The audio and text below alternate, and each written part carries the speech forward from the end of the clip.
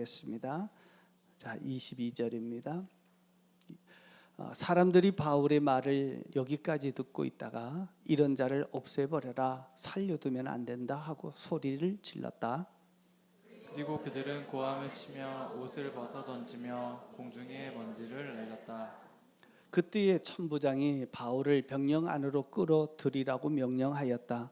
그리고 그는 유대 사람들이 바울에게 이렇게 소리를 지르는 이유를 알아내려고 바울을 채찍질하면서 케어 물어 보라고 하였다.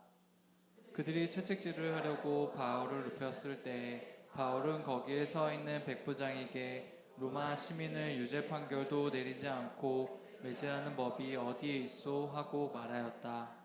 백부장이 이 말을 듣고 천부장에게로 가서 어떻게 하시렵니까? 이 사람은 로마 시민입니다 하고 알렸다. 그러자 천부장이 바울에게로 와서 내게 말하시오. 당신이 로마 시민이오? 하고 물었다. 바울이 그렇다고 대답하니 천부장은 나는 돈을 많이 들여서 이 시민권을 얻었어 하고 말하였다. 바울은 나는 나면서부터입니다 하고 말하였다. 바울을 신문하려고 하던 사람들이 곧 물러갔다. 천부장도 바울이 로마 시민이라는 사실을 알고는 그를 결박해 놓은 일로 두려워하였다. 이튿날 천부장은 무슨 일로 유대 사람이 바울을 고소하는지 그 진상을 알아보고자 하였다. 그래서 그는 바울을 결박을 풀어주고 명령을 내려서 대제사장들과 온 의회를 모이게 하였다. 그리고 그는 바울을 데리고 내려가서 그들 앞에 세웠다. 바울이 의원들을 주목하고 말하였다. 동포 여러분, 나는 이날까지 하나님 앞에서 오로지 바른 양심을 가지고 살아왔습니다. 이 말을 듣고 대제사장 아나니아가 곁에 서 있는 사람들에게 바울의 입을 치라고 명령하였다. 그러자 바울이 그에게 말하였다. 해칠한 벽이여, 하나님께서 당신을 치실 것이오. 당신이 율법대로 나를 재판한다고 거기에 앉아 있으면서 도리어 율법을 거슬러서 나를 치라고 명령하시오. 곁에 서 있는 사람들이 말하였다. 그대가 하나님의 대제사장을 모욕하오. 바울이 말하였다. 동포 여러분, 나는 그가 대제사장인 줄 몰랐소. 성경에 기록하기를 너의 백성의 지도자를 욕하지 말아라 하였소. 그런데 바울이 그들의 한 부분은 사두개파 사람이요 한 부분은 바리새파 사람인 것을 알고서 의회에서 큰 소리로 말하였다. 동포 여러분, 나는 바리새파 사람이요 바리새파 사람의 아들입니다. 나는 지금 죽은 사람들이 부활할 것이라는 소망 때문에 재판을 받고 있습니다. 바울이 이렇게 말하니 바리새파 사람과 사두개파 사람 사이에 다툼이 생겨서 회중이 나뉘었다. 사두개파 사람은 부활도 천사도 영도 없다고 하는데 바리새파 사람은 그것을 다 인정하기 때문이다. 그래서 큰 소동이 일어났다. 바리새파 사람 편에서 율법학자 몇 사람이 일어나서 바울 편을 들어서 말하였다. 우리는 이 사람에게서 조금도 잘못을 찾을 수 없습니다. 만일 영이나 천사가 그에게 말하여 주었으면 어찌하겠습니까? 싸움이 커지니 천부장은 바울이 그들에게 찢길까 염려하여 군인도로 내려가서 바울을 그들 가운데서 빼내어 병영 안으로 데려가라고 명령하였다. 그날 밤에 주님께서 바울 곁에 서서 말씀하셨다. 용기를 내어라. 내가 예루살렘에서 나의 일을 증언한 것과 같이 로마에서도 증언하여야 한다. 아멘. 예수 믿으면 참 좋습니다. 맞습니까? 예. 여러분이 좋은 이유가 무엇입니까? 예수 믿으면 반드시 변화들이 있게 되는데요. 그 중에 하나가 있다면 스트레스, 염려가 사라지거나 현저하게 줄어드는 것입니다. 자, 왜 그런지 아십니까? 천지 만물을 지으신 전지전능하신 하나님이 우리의 아버지가 되시기 때문에 그렇습니다. 그리고 우리의 기도를 반드시 들어주십니다. 그리고 그 하나님께서 능력의 손으로 우리를 보호하시고 지켜주시기 때문에 그렇습니다. 그래서 예수 믿는 순간 내 안에 들어와 계신 그 주님을 내가 신뢰하고 믿게 되면 세상에 어떤 염려와 근심이 찾아와도 염려하지 않고 근심하지 않게 됩니다. 혹시 이번 한 주간 사시면서 염려와 근심, 두려움 속에 혹시 살고 계셨다면 내 안에 계신 내가 믿는 예수님을 전적으로 신뢰하고 또 의지하는 믿음으로 다시 한번 다 가지시기를 주의 이름으로 축복합니다. 바울은 빌립보서 4장 7절에서 이렇게 얘기합니다. 아무것도 염려하지 말고 모든 일에 기도와 간구로 하나님께 감사함으로 아뢰라. 그리하면 사람의 헤아림을 뛰어넘는 하나님의 평화가 그리스도 예수 안에서 너희 마음과 생각을 지키시리라 라고 말씀하십니다. 하나님은 우리가 어떤 일에도 감사와 기도로 간구하면 평강과 우리에게 자유함을 주십니다. 믿으십니까? 이 말씀을 정말 그대로 이루어집니다. 베드로도 베드로전서 5장 7절에 여러분의 걱정을 모두 하나님께 맡기십시오. 하나님께서는 여러분을 돌보고 계십니다. 주님은 수고하고 무거운 짐진 자들아 다 내게로 오라. 내가 너희를 쉬게 하리라. 곳곳에서 말씀하십니다. 왜요? 우리가 염려할 수밖에 없고 두려워할 수밖에 없고 걱정할 수밖에 없는 우리의 삶 속에서 예수님만이 우리에게 진정한 평안과 그리고 자유를 주시는 분이기 때문에 그렇습니다. 예수 믿으면서 염려 없이 사는 것, 이것이 두려움 없이 사는 것, 걱정 없이 사는 것, 이것은 예수 믿는 사람의 특권이기 때문입니다. 자, 우리 옆 사람에게 이 특권을 잘 누리고 있는지 한번 물어볼까요? 이 특권을 잘 누리고 계십니까? 이 특권을 잘 누리시기를 축복합니다. 오늘 마음에 어두움, 염려, 근심, 두려움이 있으셨던 분들은 오늘 말끔하게 딱 해결하는 방법을 오늘 말씀을 통해서 보시게 될 것입니다. 이것은 주님을 의지하는 자에게 주시는 특권입니다. 자, 그런데 주님을 의지하고 산다는 것을 사람들이 오해합니다. 그래서 주님을 의지한다고 하면 문제가 생기거나 어려움이 생기면 내가 가만히 앉아서 기도만 하고 있으면 모든 문제가 다 해결될 거라고 생각합니다. 그래서 현실의 문제에서 내가 해야 될 것은 아무것도 하지 아니하고 그냥 가만히 있습니다. 그래서 어떤 분들은 기도할 때 보면 하나님이 다 알아서 해줄 겁니다. 나는 아무것도 안 하고 얘기합니다. 그러면 오히려 하나님을 시험하는 일입니다. 하나님의 성경은 우리가 기도할 때 보면 기적도 일으키셔서 또 우리에게 응답하실 때도 있습니다. 그러나 그것뿐만 아니라 더 많게는 하나님께서 우리에게 문제를 정면으로 돌파해서 돌파할 수 있는 지혜도 주시고 그렇게 할 수 있는 용기를 주심으로 문제를 극복할 수 있도록 하시는 일이 일상적인 일들입니다. 그래서 주님을 의지한다는 것은 주님을 신뢰합니다. 그리고 내가 해야 될 최선의 방법들을 열심을 찾는 일들입니다. 하나님을 의지하는 삶이란 이렇게 생각하는 겁니다. 하나님께서 내게 지혜를 주실 것이다. 그리고 그 지혜를 주실 때 내가 순종하면 하나님이 이 문제를 해결할 수 있도록 역경을 타개할 수 있고 극복할 수 있도록 도와주실 거다 믿는 것입니다. 그리고 돌아보면 문제가 해결되어집니다. 여러분, 나를 힘들게 하고 정말 나를 두렵게 만들고 염려와 근심을 나를 잡고 있다면 더 이상 두려워하지 마십시오. 내 안에 계신 주님께서 정말 부탁하면 그분이 이루어 주실 것인데 여러분이 최선을 다하는 것입니다. 그래서 오늘 하나님을 의지하는 지혜로운 삶이란 무엇인가 세 가지를 저에게 말씀을 드리는데요. 꼭 기억하시면 좋겠습니다. 첫 번째는 하나님이 내게 주신 모든 자원을 활용하는 것입니다. 하나님이 내게 주신 모든 자원을 활용하는 것이 하나님의 뜻대로 의지하고 사는 자들입니다. 오늘 바울은요, 성전을 더럽혔다는 오해 때문에 폭도들에게 돌에 맞아 죽는 위기를 당했습니다. 그때 천부장이 찾아와서 그를 그 죽음에서 간신히 건져 주었습니다. 자, 그런데 바울은 자기가 죽으려고 했던 그 자리에서 오히려 자기를 죽이려고 했던 그들에게 이제 복음 전할 기회로 오히려 사용합니다.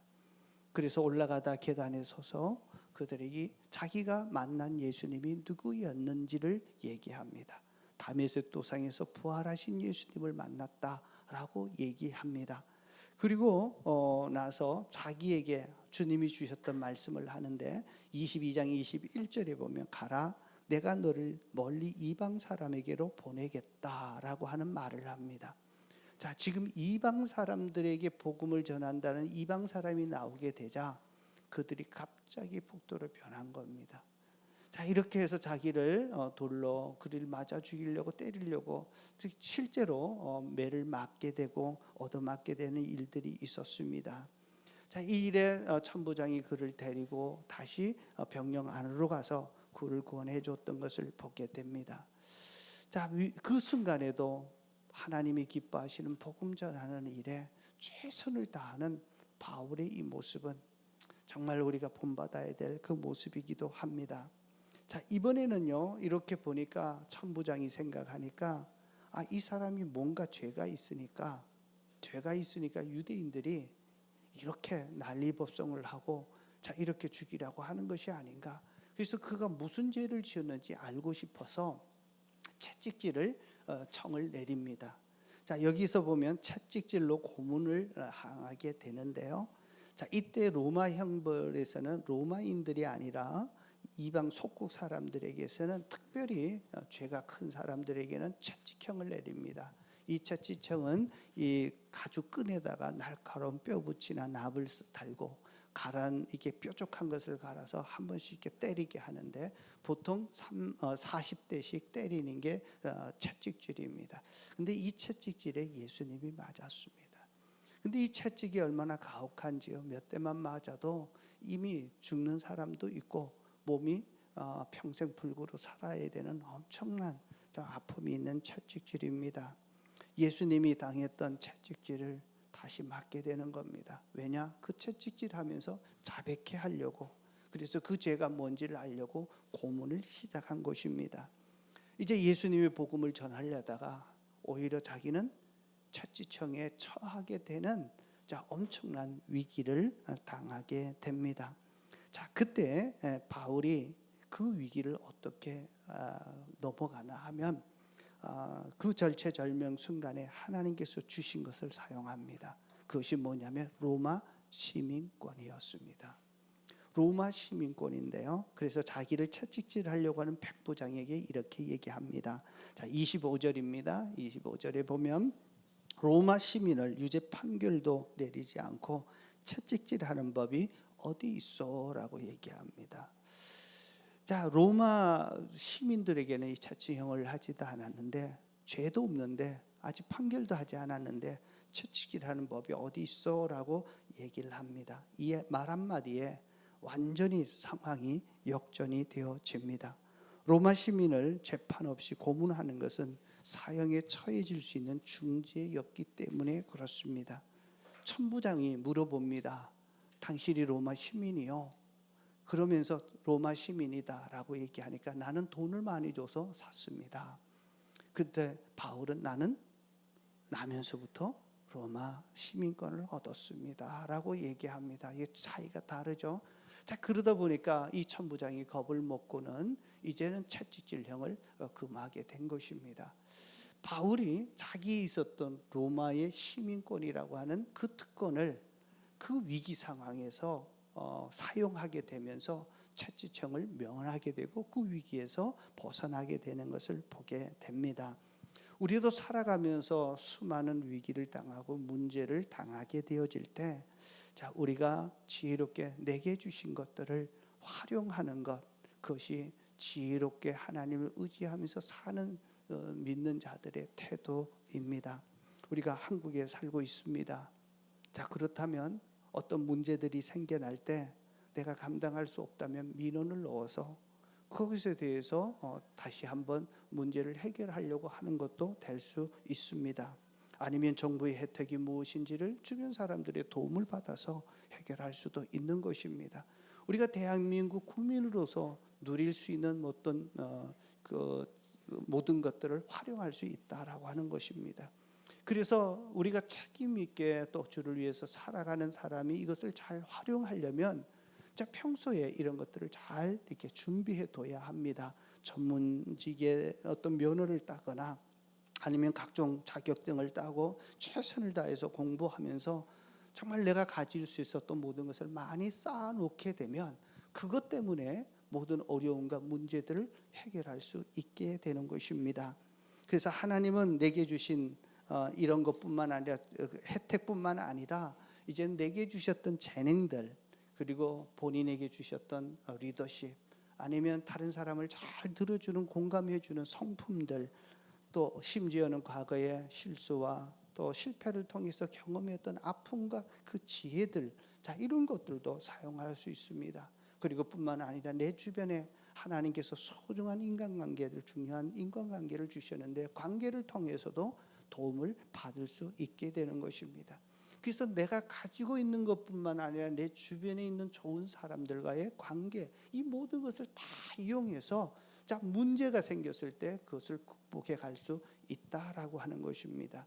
위기 가운데 있을 때 가만히 있는 것이 아니라 기도하면서 사람들에게 알아보고 도움을 청하고 또 그렇게 하면서 적극적으로 나가라라고 하는 것입니다.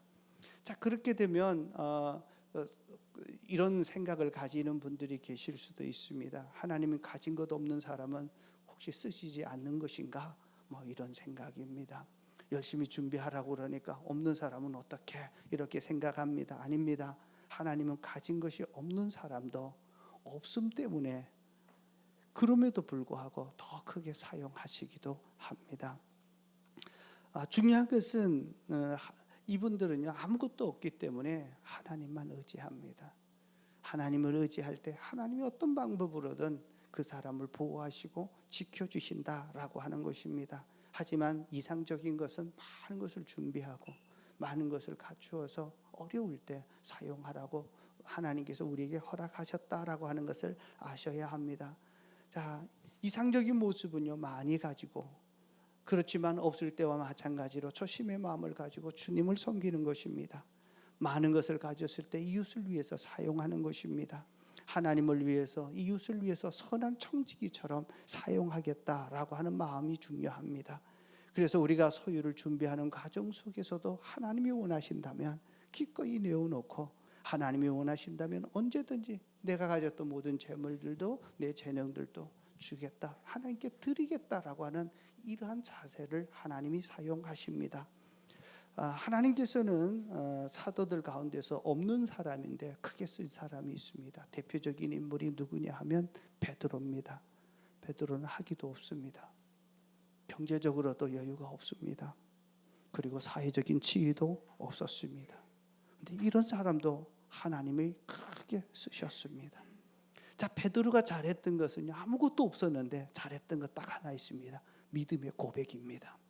사람들이 나를 누구라고 하느냐라고 할 때 주는 그리스도시요 살아계신 하나님의 아들입니다. 주님은 나의 주님이시고 주님만이 그리스도 구원자이십니다라고 하는 이 믿음의 고백을 하게 되자 하나님이 그 믿음의 고백을 기쁘게 받으시고, 자, 베드로의 고백 위에 교회를 세웠습니다. 다시 말해서 베드로를 교회의 주축돌처럼 그렇게 사용하시게 된 것입니다.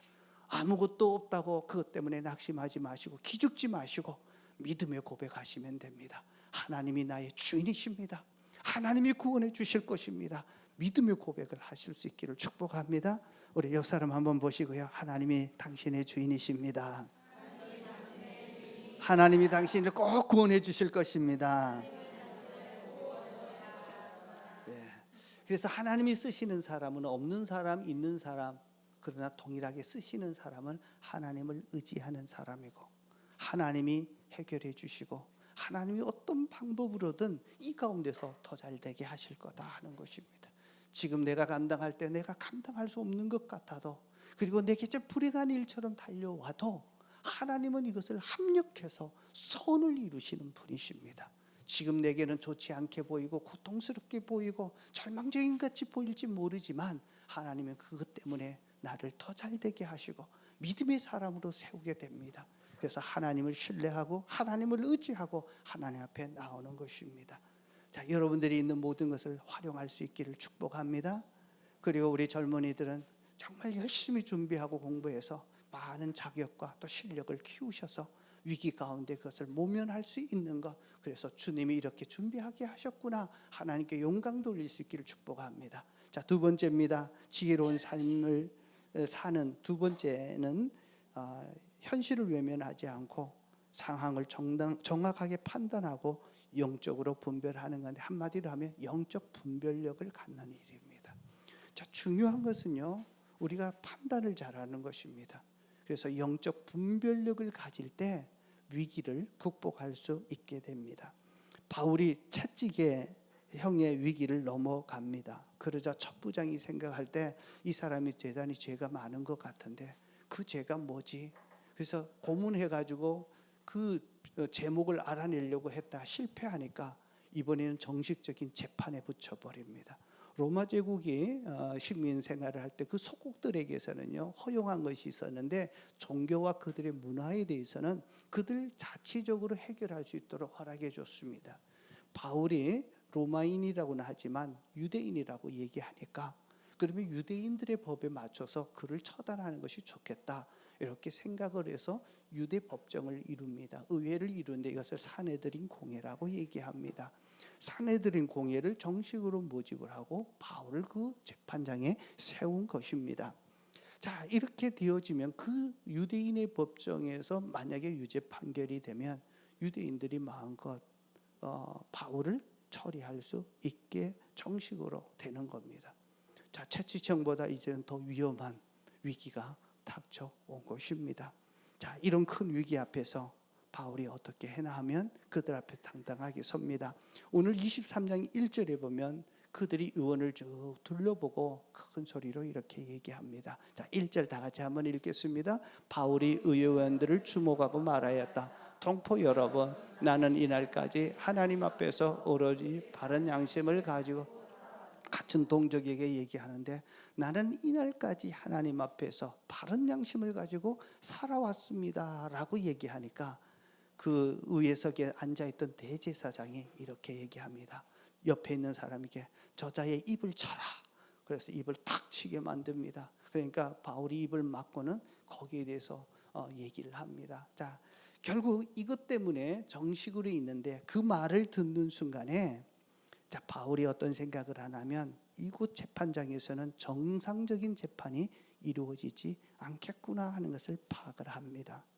자, 그래서 둘러보면서 보니까 그곳에 참석했던 사람들이 바리새파 사람들, 사두개파 사람들이 그곳에 의회 의원으로 참석을 한 겁니다. 그래서 바리새파 사람들은 지도자들급이고요, 사두개파 사람들은 제사 성전을 중심으로 이렇게 행사를 하고 있던 사람들입니다. 근데 특징을 오늘 성경에도 얘기하시듯이 바리새파 사람들은 영적인 것을 믿었고 보이지 않는 내세를 믿었고 하나님의 기적도 믿었습니다. 그런데 사두개파 사람들은 내세도 믿지 않고 어떤 기적도 믿지 않고 현실적인 축복만을 누리고 있습니다. 자, 그래서 이들에게 얘기하면서 뭐라고 얘기하냐면 6절에 이렇게 얘기합니다. 6절을 한번 보세요. 6절 뒤편에 보면 동포 여러분, 나는 바리새파 사람이요 바리새파 사람의 아들입니다. 나는 지금 죽은 사람들이 부활할 것이라는 소망 때문에 재판을 받고 있습니다.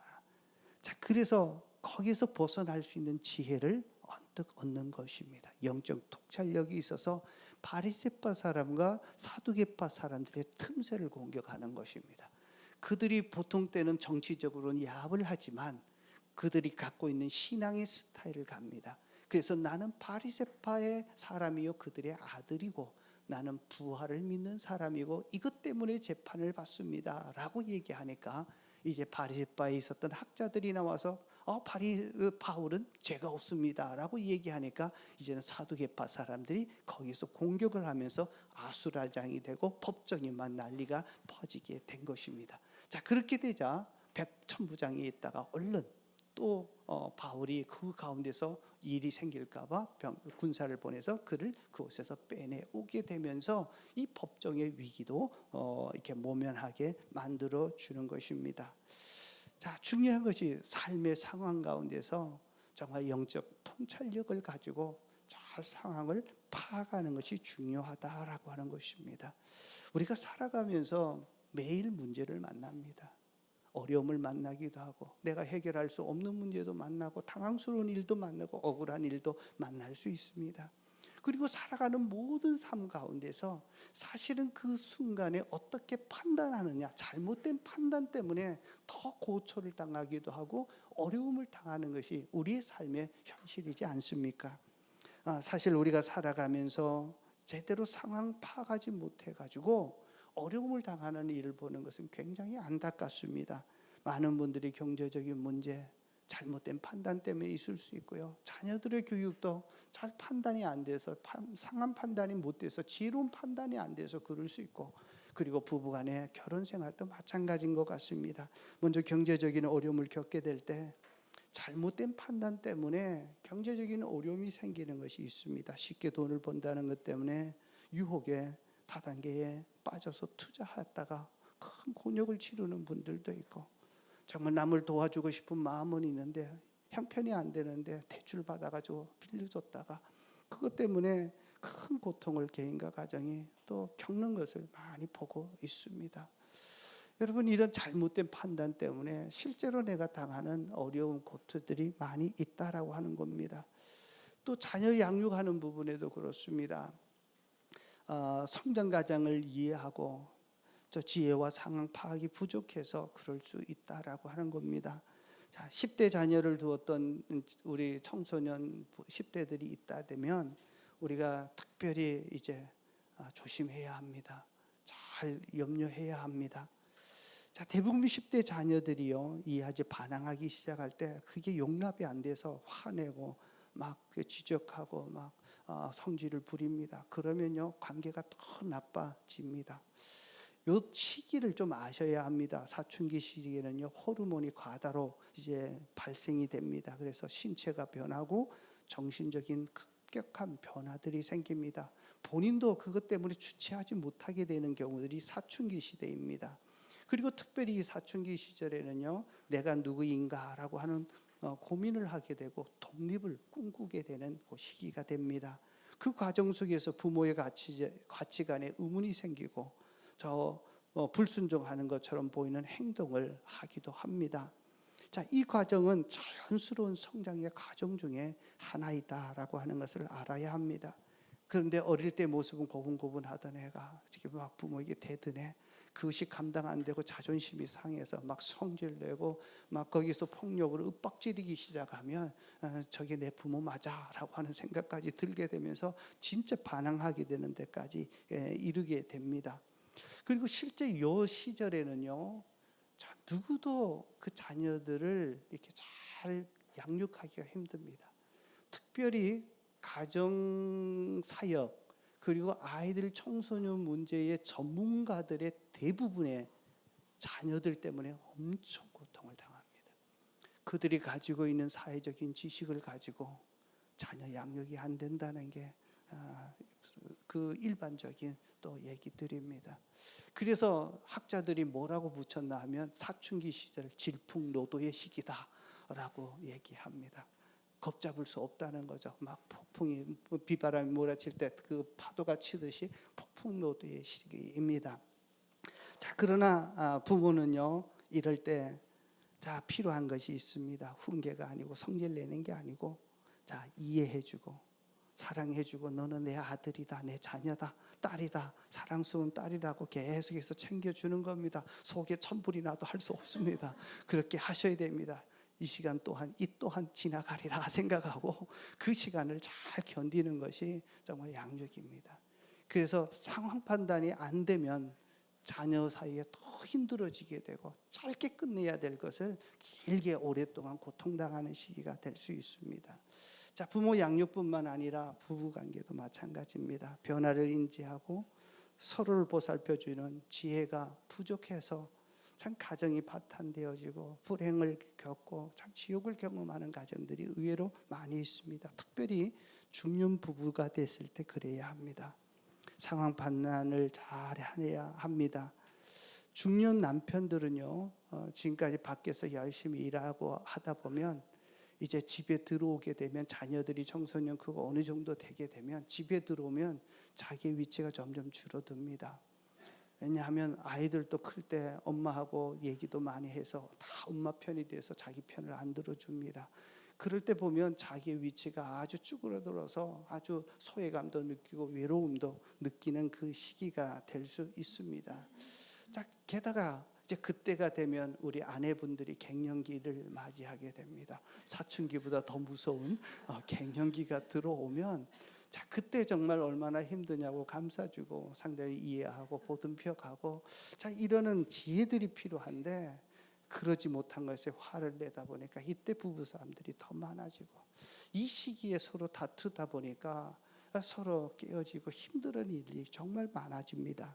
그래서 실제로 이때가 되면 배우자를 무시하거나 또 폭언하거나 또 이런 그 말고 사회 변화를 알고 존중하고 이해하려고 하는 또 사랑하는 자세로 이끌어가는 것이 굉장히 중요합니다.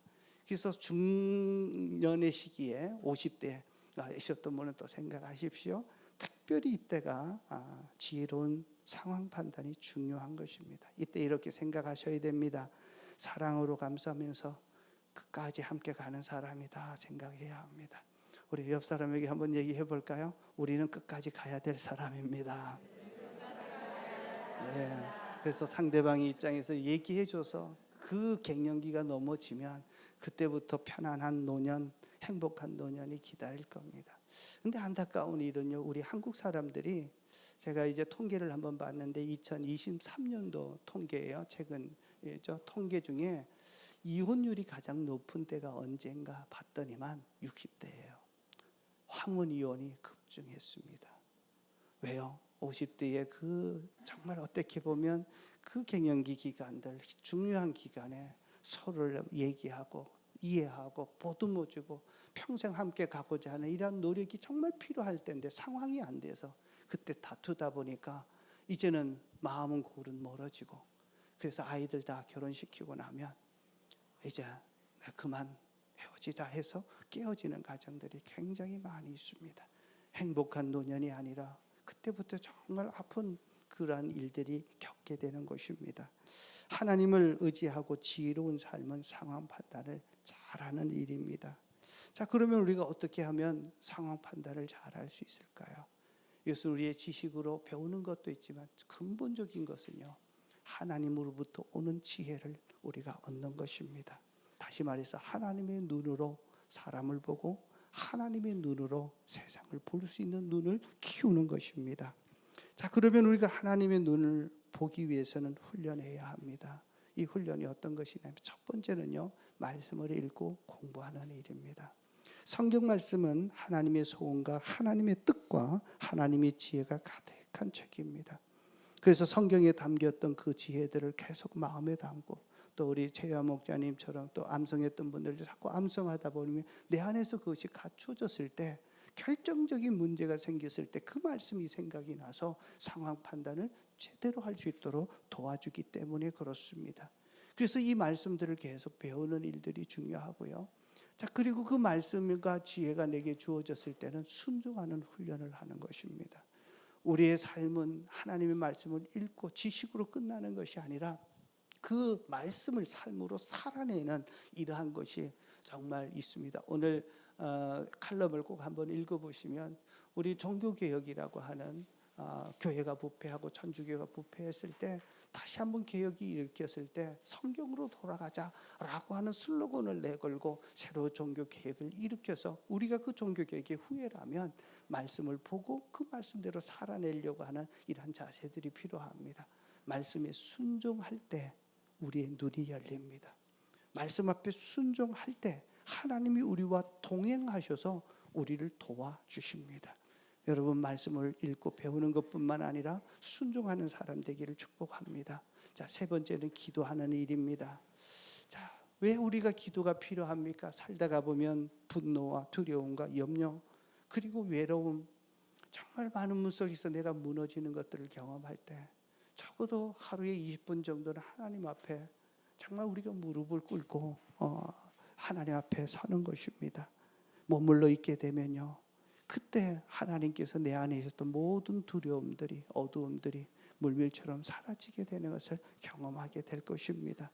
그럴 때 비로소 하나님의 눈으로 보게 되어집니다. 하나님의 마음이 내 안에 있게 되어집니다. 성령님이 인도해 주시는 것을 봅니다.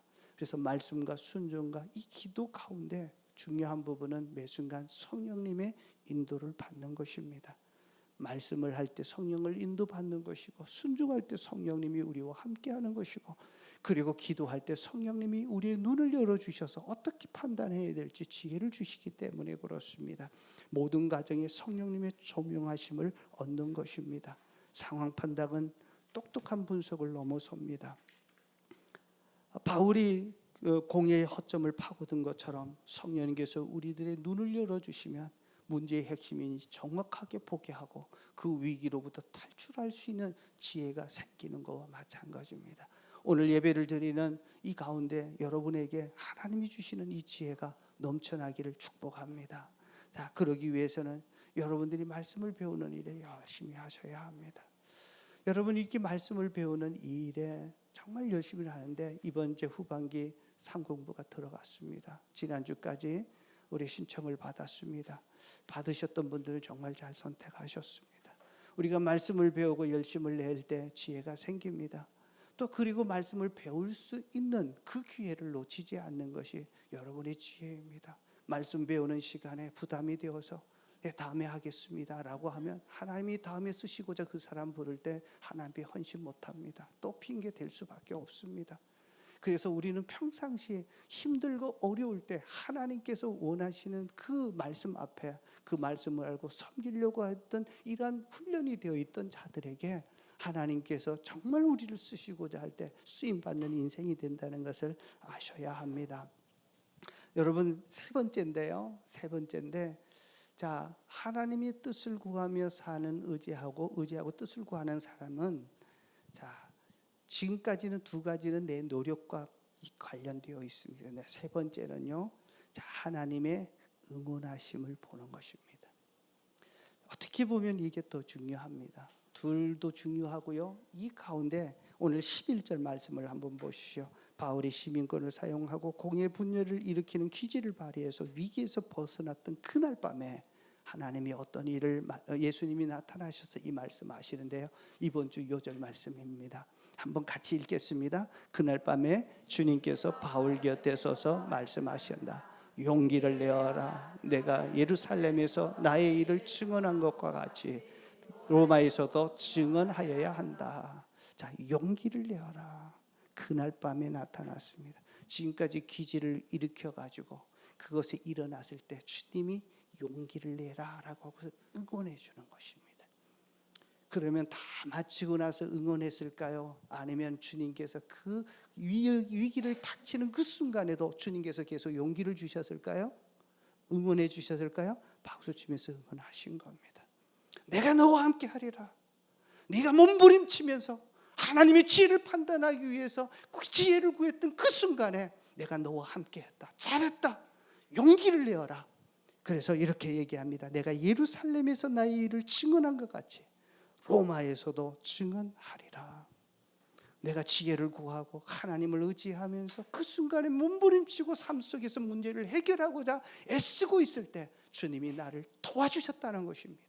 그래서 내가 너와 함께 했다는 것을 알려주기 위해서 그날 밤에 나타나셔서 용기를 내라.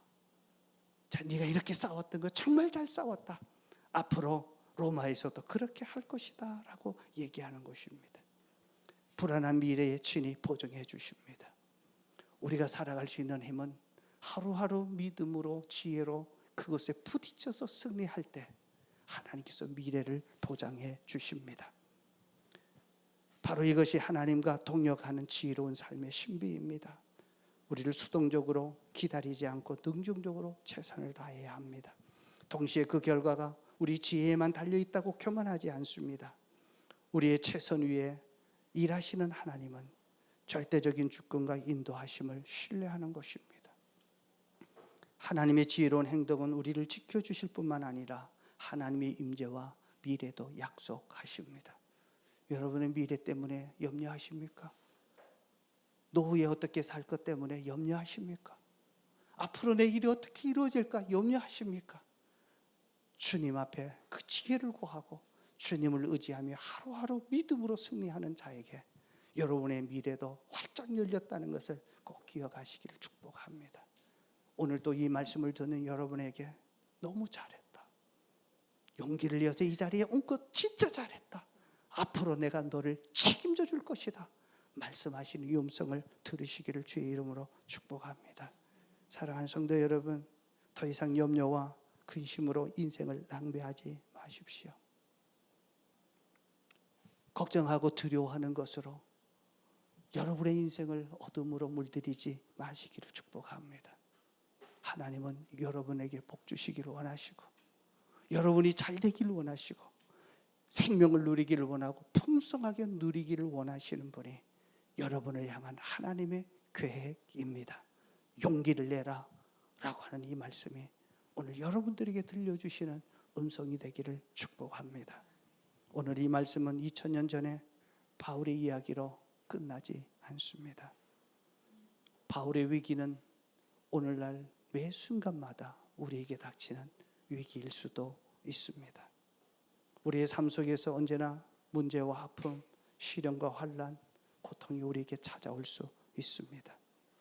특별히 사명자로 살려고 결단하고 살려고 하면 영적인 큰 싸움들에게 부딪히게 되는 것을 경험하게 됩니다. 오히려 주님 믿음으로 살려다가 외로움, 두려움, 더 큰 어려움들을 보지만 그것 때문에 억울해하고 분노하지 마십시오. 감정의 노예가 되지 마십시오. 살아계신 하나님께 의지하고 그분을 바라보며 나갈 수 있기를 축복합니다. 두려워하지 말아라. 내가 너와 이미 준 것을 활용해라. 나의 눈으로 판단하라 라고 말씀하십니다. 오늘 이 말씀 앞에 우리가 다시 한번 정리하기를 원합니다. 세 가지 꼭 기억하십시오. 첫 번째입니다. 자, 이제 나는 아무것도 없다, 나는 아무것도 할 수 없다 라는 절망의 노래를 부르지 마십시오. 주님이 내게 주신 것을 가지고 최선을 다해서 그 문제와 위기를 극복하려고 몸부림치십시오. 주님이 용기를 내라, 내가 도와주겠다고 말씀하십니다. 작은 재능들, 내게 아무것도 없다면 내 주변에 있는 목자 목녀님들 활용하십시오. 내 알고 있는 사람들까지도 부탁하고 기도해 보십시오. 하나님이 길을 열어주실 것입니다. 그리고 소중한 관계들, 그리고 주님 앞에 서는 것을 열심을 내십시오. 두 번째입니다. 두 번째는 영적 통찰력을 계속해서 유지하는 일들입니다. 인간의 눈으로 보면 절망하고 낙심합니다. 그러나 말씀과 순종과 기도로 나아가면 우리는 그 가운데 소망이 생깁니다. 하나님이 일하시는 것을 경험하게 됩니다. 우리가 살아가면서 하나님을 경험하는 것은 말씀과 순종과 기도입니다. 그 가운데 성령님이 내 안에서 감동해 주셔서 우리를 이끌어 가십니다. 작은 재능, 과거의 경험, 내 소중한 관계들, 이 모든 것을 통해서 일하십시오. 특별히 매 순간순간 주님 앞에 서려고 노력하십시오. 말씀대로 살아가려고 몸부림치십시오. 그때 주님이 여러분과 함께 하십니다. 특별히 이번에는 못하더라도 이제 다음 내년부터는 여러분의 말씀 배울 수 있는 시간 부담 갖지 마시고 힘든 일 가운데서도 행하십시오. 하나님은 가장 힘들 때, 내 몸이 아플 때, 내 정말 아무것도 할 수 없을 때 주님께 드린 작은 시간을 귀중하게 보십니다. 자, 우리 효미 목녀가 있습니다. 효미 목녀가 임신을 하고 출산을 했습니다. 2주 만에 교회를 나왔어요. 그래서 제가 놀라서 물었습니다. 지금 조리해야 되는데 왜 나왔냐고 물으니까 그 얘기 하더라고요. 병원에서 오라면요, 지난번에 일주일 지났는데도 병원 가서 2-3시간 기다리고 진료받고 왔대요. 예배 드리는 거 1시간인데 하나님께 예배 드리고 싶어 왔대요. 자, 여러분 정말 가장 힘들 때 아닙니까? 앉아있기도 힘든 그때에 하나님 앞에 나와 가장 귀중한 얘기를, 자기 몸을 드리는 것, 그것 보면서 내가 이런 성도가 또 이런 목자가 함께 있다는 것이 자랑스러웠고 하나님의 앞길을 선하게 축복할 거라고 믿습니다. 우리 승진 목자도 있는데요. 우리 아내 잘 둬서 앞으로 잘 될 겁니다. 하나님께서 그렇게 축복하실 겁니다. 못지않게 두 분이 헌신하는 분인데요. 정말 하나님의 나라에 아주 크게 쓰임 받을 거라 저는 확신합니다. 세 번째, 성령님이 여러분과 함께 하십니다. 예수님 믿으십니까? 내 안에 누가 계십니까? 성령님이 계셔요. 내 힘으로 내 주관대로 하지 마시고 성령님의 주되심을 인정하고 그분께 문제를 해결하면 그분이 이끌어 가십니다. 이 세 가지로 인해서 정말 힘들고 어려운 삶들, 날마다 위기 속에 살지만 그 위기를 타개하고 그래서 승리할 수 있는 비결은 정말 주신 자원을 활용하고 영적 통찰력을 이어가고 성령님의 인도함을 받는 여러분들 되시기를 축복합니다.